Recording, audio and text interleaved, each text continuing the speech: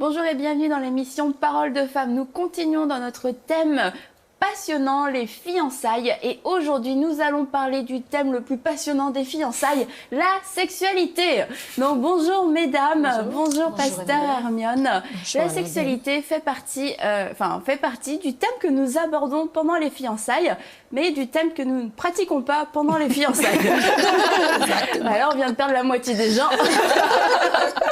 Donc voilà, en fait, pour commencer, pour mettre les choses au clair, c'est que pendant les fiançailles, il n'y a pas de sexualité finalement.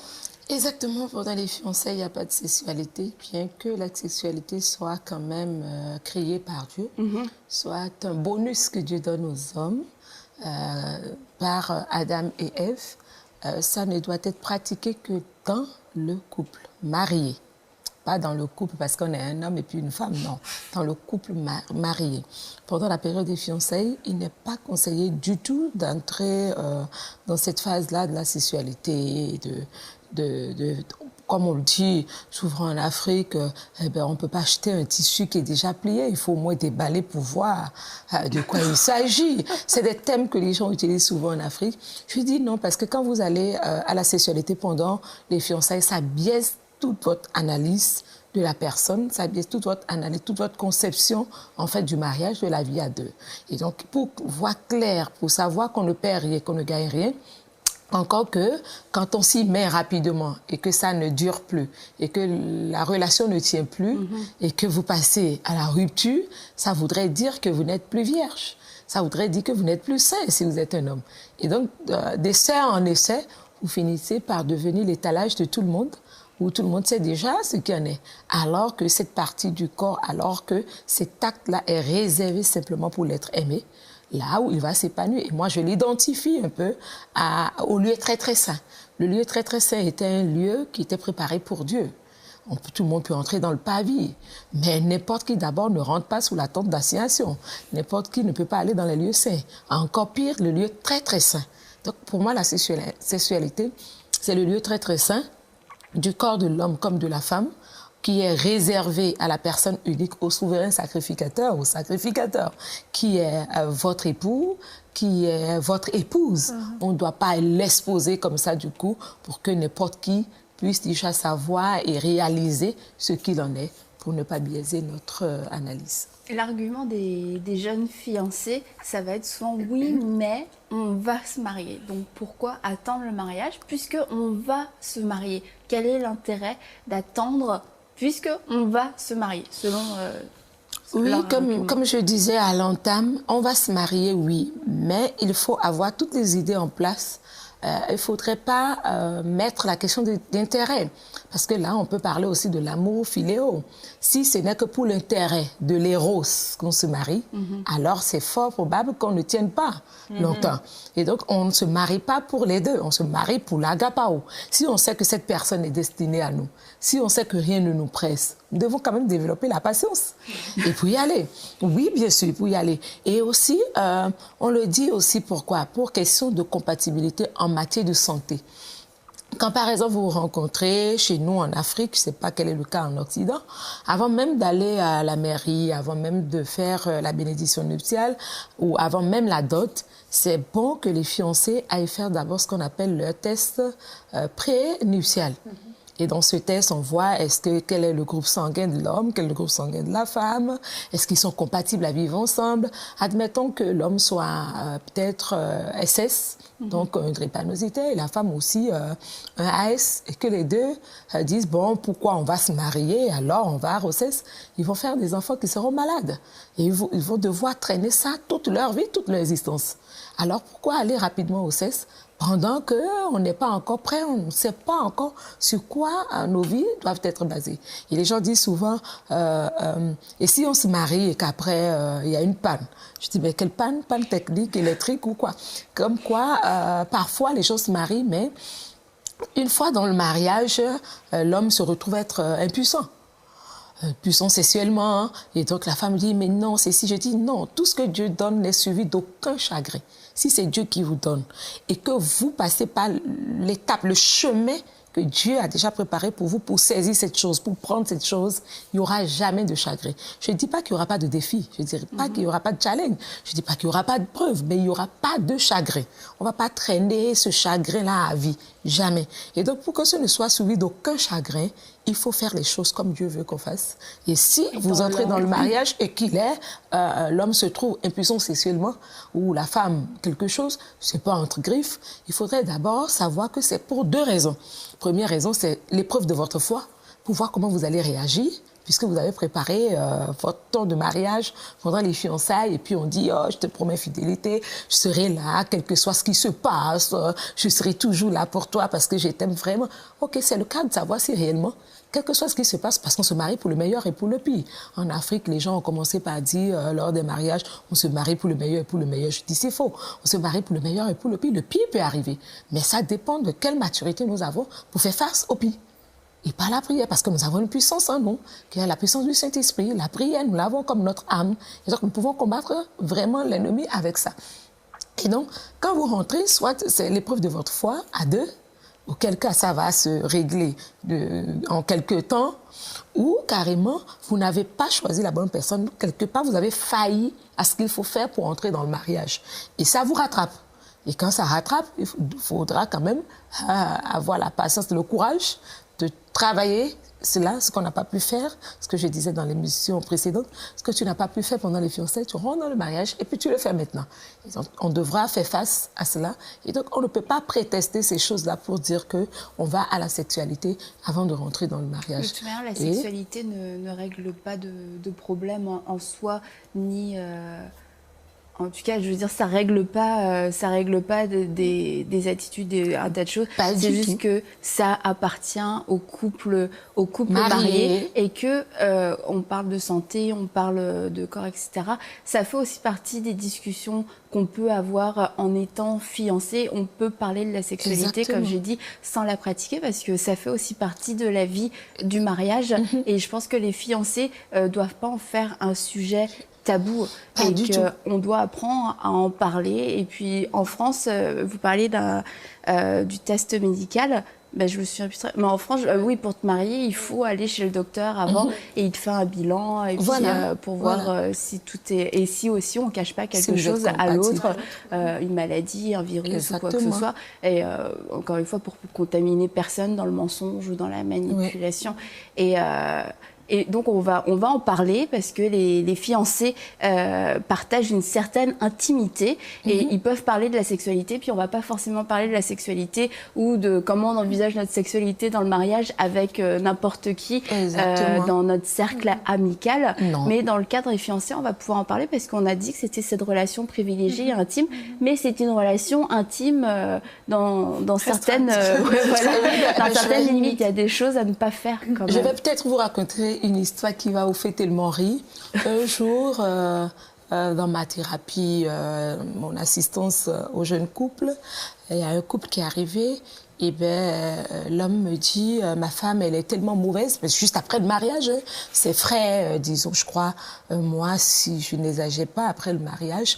Et l'homme était venu me rencontrer, tout furieux. Ma femme, elle est mauvaise au lit, vraiment, c'est pas ça. On n'a pas parlé tout le temps, parce qu'à l'église, on nous a dit, on ne devrait pas. Et puis, nos amis, on ne devrait pas, il faut attendre le mariage. Mais elle est nulle, elle est ci, elle est ça. Et je l'ai laissé finir. Quand je l'ai laissé finir, je lui ai dit, ben, est-ce que je peux aussi recevoir la femme? Parce que ça dépend des problèmes. Il dit oui. Il m'a envoyé la femme et j'ai discuté avec la femme.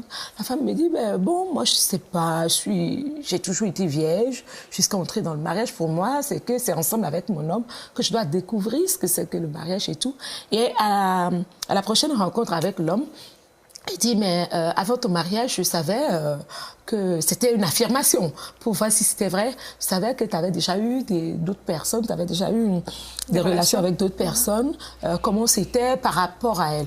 Eh ben, tout de suite, il se met à dire, ben, vraiment, l'autre était ci, l'autre était ça. Il dit, mais voilà. C'est parce que tu la compares à quelqu'un d'autre que tu trouves qu'elle est nulle au lit. Sinon, si sincèrement, vous deux, vous n'êtes pas allés au CES et que vous rentrez dans le mariage, vous devez apprendre. Ça s'apprend ensemble à deux. Et chaque couple détermine son rythme et ce qu'il veut, en fait, dans la sexualité au sein du couple. C'est une question partagée. C'est ta vie partagée. On peut pas dire, l'homme ne peut pas dire c'est comme ça je l'entends, la femme va dire c'est comme ça je l'entends. Non, il faut que les deux discutent découvrent ensemble ce qui est bien pour eux au sein du couple et de pouvoir pratiquer ce qui est bien.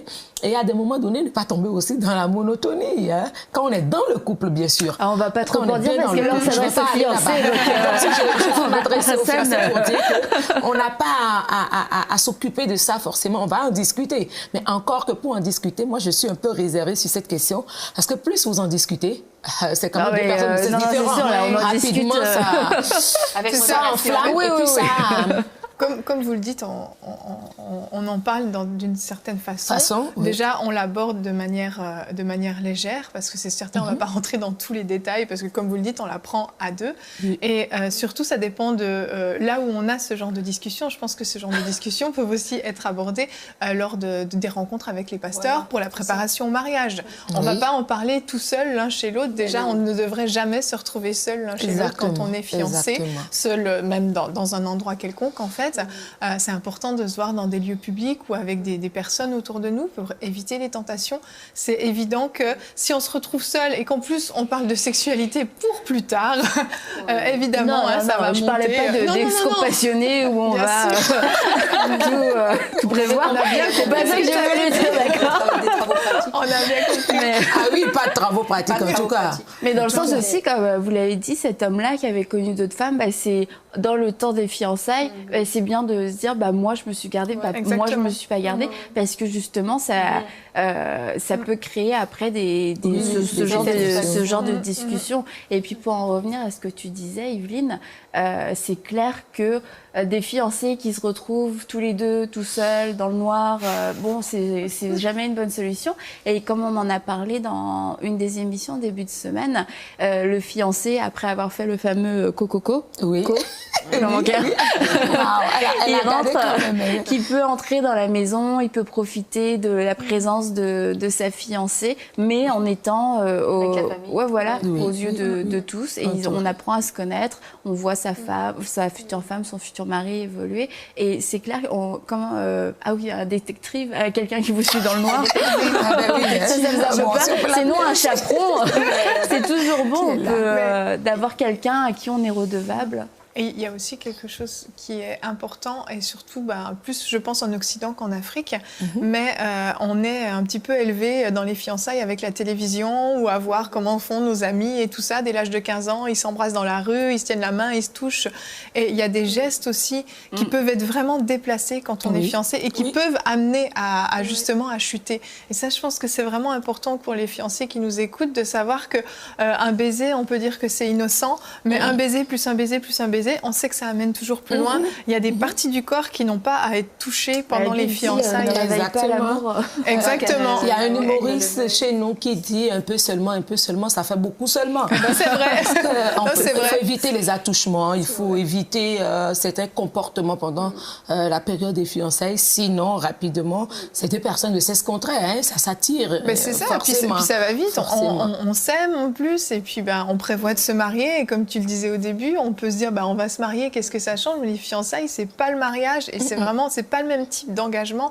Et c'est vraiment important de le préciser, parce que dans la tête des gens, parfois, là, on est fiancé, dans quelques mois, on se marie, mais on ouvre une porte au diable avec, en pratiquant la sexualité en dehors du mariage, parce qu'on pêche, et après, quand on pêche, on dit au diable, en gros, viens, fais ce que tu veux dans mon couple. Et moi, j'ai entendu énormément d'histoires, des gens qui avaient voulu se garder jusqu'au mariage, et puis qui, au dernier moment, ont chuté. Très souvent, ça a fini en catastrophe. Soit le couple s'est finalement séparé, soit une grosse culpabilité, une grosse honte, puis ça a mis tout un tas de désordres dans leur fiançailles, alors que c'était pas nécessaire. Souvent, il peut y avoir une grossesse... En plus. Exactement. Ça complique vraiment les choses. C'est sûr, c'est beaucoup de regrets. Et puis, pas l'ordre divin. Il faut dire aussi que pendant la période des fiançailles, on ne peut pas rapidement aller au sexe. Il faut l'éviter, parce que quand vous le faites, quand vous le faites, en même temps, la personne, chacun ne se trouve pas en confiance. L'homme se dit, si c'est tellement facile qu'on n'est même pas entré dans le mariage et qu'elle s'offre si vite ou qu'il me le demande si vite, Alors qu'on sera ensemble et que je serai peut-être appelée à aller en mission, aller faire telle chose, aller servir le Seigneur et partir, eh ben, comment elle va se comporter si elle n'arrive pas à se contenir, si elle ne peut pas se maîtriser, si elle ne peut pas diriger elle-même ses sentiments et dominer ses sentiments en elle, et qu'elle se laisse conduire tout simplement par les désirs de son cœur, les désirs de la chair, alors je ne suis pas en sécurité sexuellement. Donc ma femme risque de commettre l'adultère. Et ça fait partie aussi des choses qui peuvent rapidement amener à l'adultère après le mariage. Parce qu'ils sont déjà habitués à un certain rythme, à ne pas à se maîtriser. Et donc, on va sur n'importe quel terrain. C'est pourquoi il est beaucoup plus déconseillé de ne pas râler à ça. Il me semble qu'aussi, il y a quelque chose qui a fondamentalement changé, c'est pour les jeunes gens qui se convertissent assez tard, hein, dans la vingtaine. Maintenant, alors que ce n'était pas le cas dans les générations précédentes, maintenant les jeunes ont déjà vécu toute une vie amoureuse, parfois même ont été en couple, ont habité avec quelqu'un, ont eu des relations sexuelles parfois même multiples. Et ils arrivent, ils se convertissent, ils arrivent dans l'église, et là, il y a besoin de toute une rééducation parce qu'ils n'ont pas eu cette éducation, ils ne savent pas ce qui est bien, ce qui n'est pas bien, ce qui est faisable, pas faisable, des choses qui leur semblent complètement anodines. En fait, sont, comme vous le disiez, proscrites, hein, dans le temps des fiançailles. Je pense que là, tous les responsables jeunesse ont un gros rôle à jouer, les pasteurs jeunesse, parce qu'il y a toute une rééducation à faire et ils ont besoin du mode d'emploi parce qu'ils ne l'ont pas. Et il y a des choses, quand on est chrétien depuis des années, pour nous, c'est une évidence, mais c'est pas, ce qui est évident pour nous, c'est pas évident pour eux. Et il faut le prendre au sérieux. Souvent, ce sont des gens qui veulent bien faire. Ils sont pleins de zèle et de bonne volonté pour honorer Dieu, mais ils ne savent pas ce qui est bien et ce qui n'est pas bien.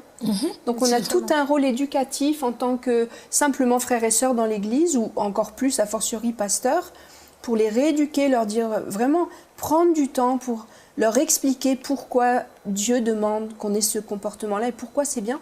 Parce que ces gens-là ont complètement... on dire une autre culture, d'autres valeurs. Moi, je me suis convertie tard, hein, j'avais 21 ans. Autour de moi, on était plusieurs jeunes convertis dans la vingtaine. Il y a des choses qui paraissaient évidentes. Là, on parle des fiançailles, mais ça peut être sur plein de domaines. Et nous, on vient d'une autre planète, on vient du monde, et le monde a d'autres valeurs. Donc, il faut pas jeter la pierre tout de suite, il faut rééduquer. Exactement, je peux y aller. En fait, je suis entièrement d'accord avec Anne parce que les personnes doivent aujourd'hui rééduquer entièrement la jeunesse et ne pas les laisser, ne pas les abandonner pour dire que c'est évident, effectivement. Mais il y a un autre point. Il ne faudrait pas développer l'hypocrisie parce que c'est très subtil. À force de vouloir rééduquer, on rééduque à l'ancienne. Comme parfois certains jeunes au sein de mon église me disent, ben, ça c'est avant ça, mais maintenant c'est tout le contraire. Donc on a tendance effectivement à éduquer à l'ancienne, à ne pas tenir compte des réalités du monde d'aujourd'hui, à ne pas tenir compte des réalités de la jeunesse aujourd'hui qui n'était pas forcément la même que nous. Et donc quand on impose une certaine discipline, alors ça développe l'hypocrisie. À l'église, le jeune, il est correct. Les futurs mariés, les fiancés sont très corrects, mais dans notre dos, c'est fini. Et donc, parfois, il y a certaines pratiques. Par exemple, chez nous, au Bénin, il y a des serviteurs de Dieu qui, par exemple, vont dans la maison du fiancé. Surtout parce qu'il y a des parents, il y a des jeunes qui sont en ville, dont les parents sont au village. Et donc, ils sont là pour l'étude. Il n'y a pas de parents. Et donc, comment ils vont se rendre? Chacun est dans son appartement. Et donc, le pasteur va peut-être à 0 heure dans la maison du garçon pour voir si la fille n'est pas là par hasard et tout. Ben, j'ai déjà rencontré des jeunes qui m'ont dit, ça nous agace. Le pasteur, quand il fait ça, et c'est à cause de ça que nous, on a décidé de se voir chaque jour à partir de 2h30 du matin. Et lui, il vient à 0h, il s'en va. Et donc, à 2h, nous, on se retrouve, elle dort là, et puis moi, je la dépose à 5h. Ce qui est sûr, il ne peut pas dormir dans ma maison. Et ça m'agace. Ça développe mal, imposer la discipline, développe la rébellion et développe la fausseté du comportement. Ils ne sont pas sincères. Il faudrait pouvoir les mettre devant leurs responsabilités. C'est-à-dire faire d'eux des gens matures qui comprennent le pourquoi. Quel est surtout ce qu'ils risquent en allant directement à ça. et les laisser devant le fait accompli, tout en priant pour eux, en demandant au Saint-Esprit de les accompagner, en parlant beaucoup. Mais quand la discipline, elle est trop brusque, ça développe beaucoup de La choses. discipline, finalement, c'est la loi qui dit tu ne fais pas ça. Et c'est sûr que ça peut juste créer des désirs supplémentaires de braver l'interdit. Puis comme Anne disait, les responsables et les pasteurs ont ce rôle d'éducation et d'enseignement, mais avec le cœur de Dieu, qui a un cœur de grâce, un cœur de compassion et aussi de pardon, parce que quelquefois, je pense que des jeunes ont chuté et puis ils se retrouvent tout seuls avec leur chute, avec leurs péchés. Et puis le but, c'est juste que personne ne le sache, alors que un couple de fiancés qui a chuté, la première chose à faire, c'est sûr, c'est de se repentir devant Dieu, parce que c'est avant tout, on se garde, c'est pas pour le pasteur, c'est pas pour nos parents, c'est vraiment pour Dieu, par crainte de Dieu. Et la deuxième chose, c'est de pouvoir avoir des gens responsables, un pasteur, un responsable jeunesse ou des aînés dans la foi qui vont pouvoir nous accompagner. Puis ça va demander un temps de restauration et ils n'ont pas besoin de plus de condamnation qu'ils sont probablement recouverts de honte. Et souvent, c'est des choses qui peuvent même se répandre au sein de l'Église. Ils vont avoir besoin des personnes, des mentors, des pasteurs ou des conseillers spirituels qui vont les aider à se restaurer et vraiment à suivre. Puis des conseils aussi pour ne pas retomber, parce que c'est pas un accident non plus que ça arrive. Donc il y a sûrement des choses. Mais qu'est-ce qu'on peut faire maintenant pour vraiment éviter ça? Donc, comme tu disais, des situations à éviter. Mais c'est pour ça qu'il y a un mode d'emploi à leur donner. Mais vous savez, par exemple, en Afrique, je ne sais pas comment ça se passe en Occident, quand les jeunes tombent comme ça, en même temps, toute l'église est là, et puis un bon dimanche, on les sort, et puis on dit, voilà, ils ont fait ci, ben, vous restez sur le banc arrière.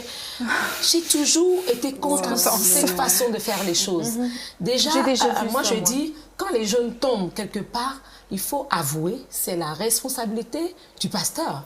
Parce qu'il n'est pas bien organisé, il n'a pas su accompagner les brebis comme Dieu veut qu'il Il n'avait pas assez de personnel pour aller à minuit chez tout le monde. Mais il doit en avoir, Oui, parce que ça fait partie, c'est trop facile de dire, c'est pas la faute du pasteur, parce que nous sommes des bergers que le Seigneur a mis là pour conduire les brebis. Et donc, nous avons quand même des choses à faire. Il y a des moments où moi, par exemple, j'appelle les jeunes, certains jeunes qui, je vois déjà, ça ne va pas, je les appelle dans mon intimité chez moi, à la maison, et je me rabaisse entièrement à leur âge, à leur niveau, pour faire passer mon message. Et comme ça, quand ils gagnent aussi, parfois aussi, la sympathie, l'amour du pasteur, ils se disent, mais je suis particulier. Donc ça ne veut pas dire que je passe inaperçu. Et ça les amène à ne pas vouloir décevoir aussi Dieu au travers de l'exemple que le pasteur donne, ou comment on dit, le comité chez nous, on appelle ça le comité de mariage en fait, de la jeunesse, comment il s'occupe d'eux, comment il entre en communion avec eux. Et donc on ne peut pas seulement jeter la loi pour dire ça se passe pas comme ça, c'est réglé. Et quand tu le fais, voilà, tu tombes malade et puis ça y est. Et puis non, on ne va pas non plus les ridiculiser. Il y a aussi des églises dans lesquelles vous faites le tour. Si vous avez une église qui a une chaîne de 10 églises, on vous fait parcourir les 10 églises pour dire à tout le monde que vous êtes tombé. C'est terrible. Et donc, ça choque et ça développe surtout la rébellion. Oui, c'est sûr. Je parle par rapport à ça surtout. Je ne sais pas si c'est comme ça en Occident, mais je ne crois pas. Et donc, ça développe la rébellion. Ils se disent, mais tout compte fait, on est déjà humilié devant tout le monde. Il y a un bris de confiance. Alors, si je ne peux pas faire confiance à mes dirigeants. Voilà. Et donc, quand je reviens par rapport à la rééducation, comme Anne l'a dit, il y a des gens aussi, j'ai déjà vu des gens qui se sont connus dans le monde, fiancés à la manière du monde. Et quand la femme a reçu le Seigneur Jésus-Christ, en même temps, elle a prié, elle a fait ce qu'il faut faire pour que son mari aussi vienne au Seigneur. L'homme a fini par venir au Seigneur, on les a enseignés, les ont enseignés. Ils sont même passés dans les eaux du baptême.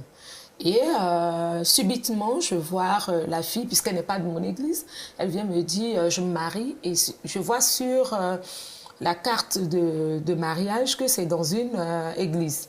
Je ne vais pas parler de quelle église c'est, qui est complètement différente des églises protestantes évangéliques. Et là-bas, je dis, mais comment ça se fait? Mais tu as reçu le Seigneur Jésus, mais qu'est-ce que tu vas chercher là-bas pour ton mariage? Et elle me dit, Vraiment, je suis choquée parce que quand je suis venue, je me suis rééduquée par rapport à la parole. Je n'ai pas voulu entrer encore dans la relation. J'ai dit à cet homme, on arrête parce qu'on était dans le péché, on voyait les choses autrement. Mais voilà comment la parole de Dieu nous dit de faire, donc il faut se refaire. Et maintenant, quand vient le temps du mariage, l'Église dit, mais non, parce que dans le monde, vous êtes déjà connus. Parce que dans le monde, vous avez déjà eu une vie, on ne peut plus vous marier. Et puis, bon, je vous tiens la main et puis je prie, c'est fini quoi, entrer dans le mariage comme ça. Mais la fille dit, mais non, elle voulait un je suis devenue une nouvelle personne en Christ, j'ai reçu une nouvelle identité, donc vous devez me traiter autrement que je l'étais autrefois. Vous ne pouvez pas regarder qui j'étais avant de venir au Seigneur et me traiter comme ça aujourd'hui alors que j'ai changé d'identité. Et je trouve que c'est quand même normal. Et ça a fait que cette personne est sortie de la foi, le mari est sorti de la foi et aujourd'hui ils sont tous les deux dans le monde. On essaye, on prie pour eux, on demande que la grâce du Seigneur les rencontre encore, qu'ils ne sortent pas de la foi simplement pour les hommes parce qu'ils ont été choqués. C'est pourquoi Jérémie va nous dire, mais quand je regarde à la frustration des hommes, quand je regarde à la méchanceté des hommes, mon cœur est abattu. Donc il ne faut pas regarder parfois ça, mais il faut dire, je suis en relation avec mon Dieu, je mets ma vie en ordre pour le Seigneur. C'est pas, si je ne vais pas à la sexualité, ce n'est pas pour l'Église, ce n'est pas pour le pasteur, mais c'est pour ma propre vie et pour ma communion personnelle avec lui. En tout cas, si on est, je pense, un couple chrétien déjà de maturité dans l'Église, on a une responsabilité vis-à-vis des jeunes couples. Ils n'ont pas forcément de famille qui va bien les conseiller. C'est nous qui sommes des couples expérimentés, parce qu'il ne faut pas se voiler la face. De toute façon, si on ne les éduque pas, ils vont aller s'éduquer ailleurs. Voilà. Et le ailleurs, on ne sait pas du tout ce qu'ils vont recevoir. Et là, je parle pas seulement des jeunes qui viennent du monde, mais aussi les jeunes qui grandissent dans l'Église. Ils vont aller s'éduquer de toute façon sur ces choses-là. Et puis sur Internet, à la télé, sur plein de supports maintenant, on a beaucoup d'informations, on a beaucoup de choses. Et il faut vraiment que les couples de l'Église, les couples chrétiens solides, se responsabilisent vis-à-vis des jeunes et qu'ils fassent comme un mentorat sur les jeunes couples. C'est que nous, dans l'Église, dans notre Église, on n'a pas institutionnalisé, on a des cours de préparation au mariage, mais pas spécifiquement pour cet aspect de l'intimité sexuelle du couple. Mais par contre, ça se fait par un système de mentorat avec des couples déjà mariés qui marchent bien et qui sont de confiance avec ces jeunes couples. Et je pense que c'est vraiment très précieux et il ne faut pas penser qu'ils vont s'éduquer tout seuls. Il faut vraiment regarder les choses en face et puis leur expliquer d'un point de vue chrétien, qu'est-ce que Dieu attend d'un couple et comment se comporter pendant ses fiançailles. Parce que de toute manière, naturellement, un homme et une femme qui s'aiment, qui ont des sentiments, vont naturellement être attirés aussi physiquement.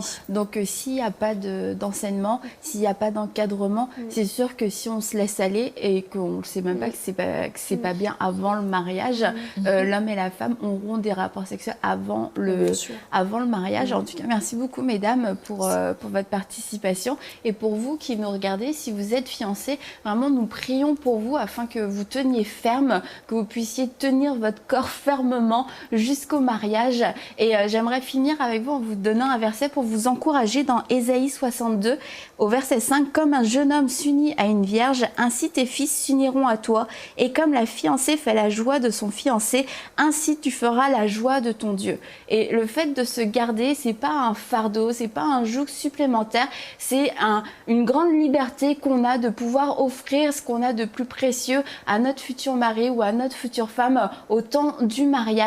Et c'est une joie autant pour le fiancé, pour la fiancée, et c'est une joie avant tout pour Dieu. Donc on vous encourage à vous garder pur, on vous encourage aussi à vous entourer de bonnes personnes, et pour vous les dirigeants à avoir ce rôle de protection, peut-être pas de contrôle, mais de protection et d'enseignement envers ces jeunes, qui puissent trouver des conseillers avec une oreille ouverte, avec un cœur ouvert, qui vont pouvoir les aider à se relever, parce que la Bible nous dit ne reprends pas trop durement les gens de peur qu'ils ne se découragent. Et c'est dommage d'entendre des jeunes qui vont finalement repartir dans le monde parce qu'ils n'ont pas trouvé ce conseil qu'ils cherchaient. Les jeunes ont besoin de conseils, ont besoin de savoir ce qui est bien, ce qui n'est pas bien, et vous avez cette responsabilité-là.